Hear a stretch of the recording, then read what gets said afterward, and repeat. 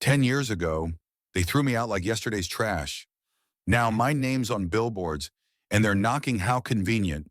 I was 16 when my parents decided I was the family's black sheep.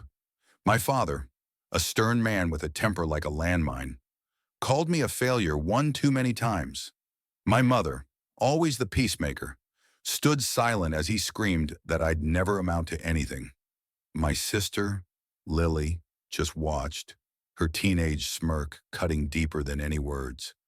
They didn't want me fine.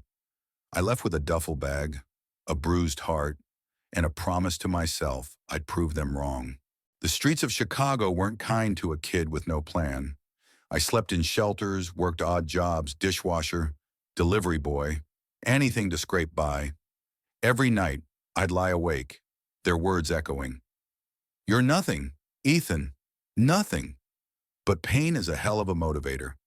I enrolled in community college, clawing my way through night classes while flipping burgers. I discovered coding, a language that didn't judge me, didn't care about my last name or my past. Code was clean, logical, mine. By 20, I'd built my first app, a clunky little thing that tracked local food banks for the homeless. It didn't make me rich, but it gave me purpose. Fast forward a decade, I'm 26, and my company, Nexus Tech, is the talk of Silicon Valley. My latest app, a platform connecting freelancers to global markets, hit 1 million downloads in 6 months. Forbes called me the prodigy who rose from nothing. The irony wasn't lost on me. I'd built a life penthouse, private jet, a team that respected me, but the scars, those don't fade with money. Every time I saw a family laughing in a park, it was a punch to the gut. I didn't miss them, exactly just the idea of what they could have been. Then, last month, the email came. Subject line Ethan, please read. It was Mom. Her words were syrupy, careful, like she'd rehearsed them. We made mistakes. We miss you. Can we talk? I laughed, bitter and loud, in my empty office. Mistakes. They didn't misplace me. They erased me. I deleted the email. But the next day, another arrived, then a call from a number I hadn't seen in years. Lily. I let it go to voicemail. Her voice was shaky, unfamiliar. Ethan, it's me. I'm sorry and I want to see you. Sorry. After a decade of silence, my thumb hovered over delete again. But something stopped me. Curiosity, maybe, or masochism. I agreed to meet them at a neutral spot, a quiet cafe downtown. I arrived early, sipping black coffee, my suit crisp, my posture perfect. I wasn't that scrawny kid anymore. When Mom walked in, she looked smaller than I remembered, her hair streaked with gray, her eyes searching mine like I was a stranger. Lily trailed behind, her designer purse a cheap knockoff, her smile forced. The air was thick, the kind of tension you could slice with a knife. Ethan, Mom started, her voice trembling. You've done so well. I always knew you would. I raised an eyebrow. Funny. I remember you saying I'd end up in a gutter. She flinched and Lily jumped in, her voice too bright. We were young, Ethan. We didn't know better.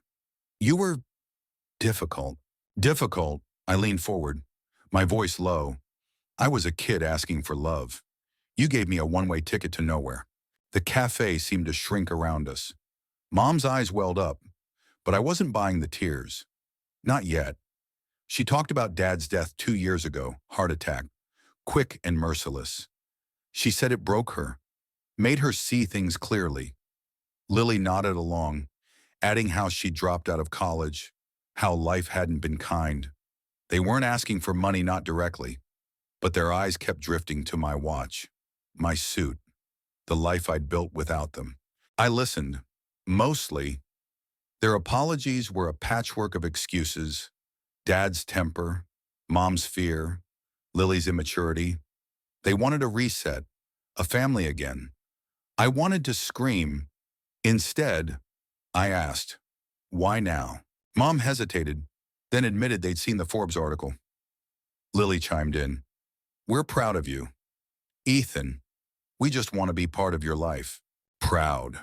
The word felt like a slap. I stood, tossing cash on the table. I'll think about it. Days passed, and their texts kept coming.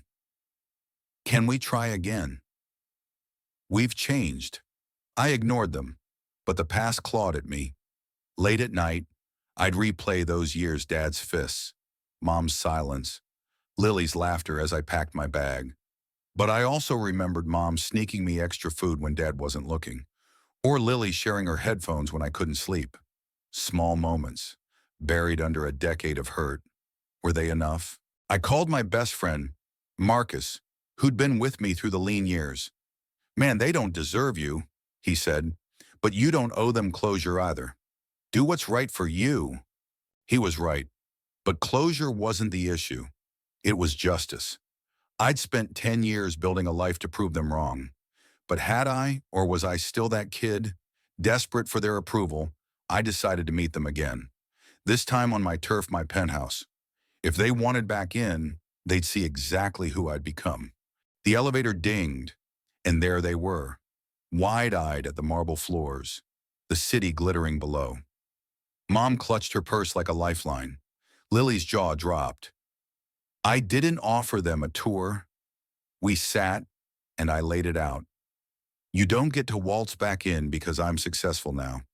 You didn't want me when I was nothing. Why should I trust you? Mom broke down, sobbing about her regrets, how Dad's anger controlled them all. Lily admitted she'd been jealous, too weak to stand up for me. Their words were raw, messy, human. For the first time, I saw them not as monsters, but as people flawed, broken, like me. I didn't forgive them, not fully, but I gave them a chance, not a blank slate, but a start. I set boundaries, no lies, no expectations, no free rides. They agreed, eager, maybe too eager. We've been talking since awkward lunches, stilted calls. It's not a fairy tale. Trust is a muscle I'm still learning to use. Sometimes, I wonder if I'm a fool for letting them back in.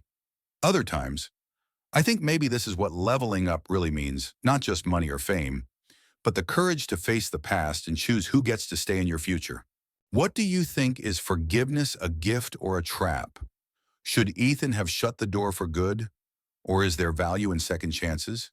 Share your thoughts. Where do you stand on family, betrayal, and redemption?